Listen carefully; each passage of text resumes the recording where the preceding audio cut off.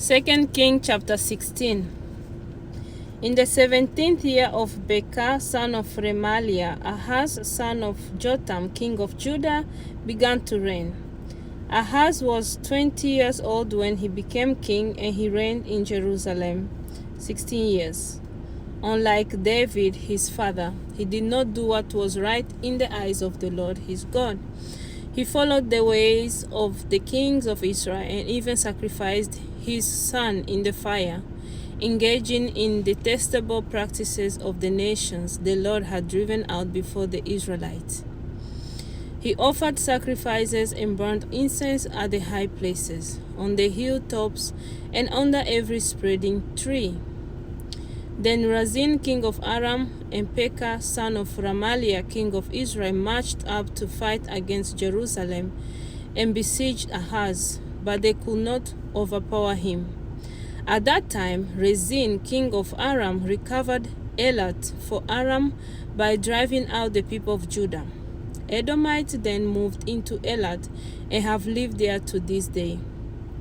Ahaz sent messengers to say to Tiglath-Pileser, king of Assyria, "I am your servant and vassal.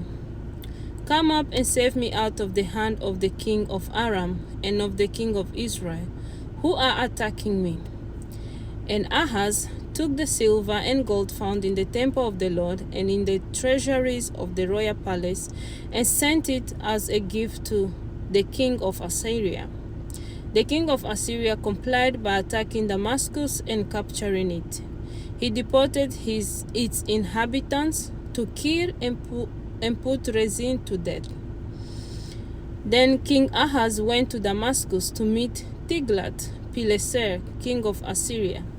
He saw an altar in Damascus and sent to Uriah the priest a sketch of the altar, with detailed plans for its constructions.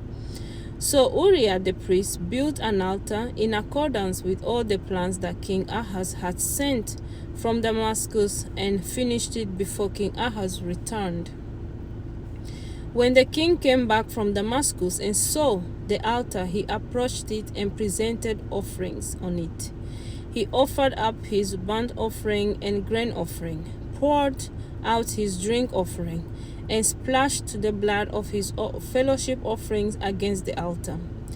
As for the bronze altar that stood before the Lord, he brought it from the front of the temple, from between the new altar and the temple of the Lord, and put it on the north side of the new altar.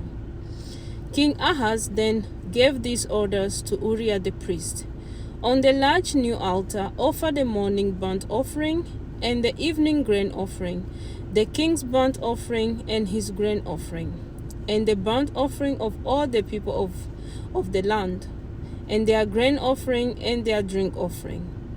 Splash against this altar the blood of all the burnt offerings and sacrifices. But I will use the bronze altar for seeking guidance." And Uriah the priest did just as King Ahaz had ordered. King Ahaz cut off the side panels and removed the basins from the movable stands. He removed the sieve from the bronze bowls that supported it and set it on a stone base. He took away the Sabbath canopy that had been built at the temple and removed the royal entryway outside the temple of the Lord, in deference to the king of Assyria. As for the other events of the reign of Ahaz, and what he did, are they not written in the book of the annals of the kings of Judah? Ahaz rested with his ancestors and was buried with them in the city of David. And Hezekiah his son succeeded him as king.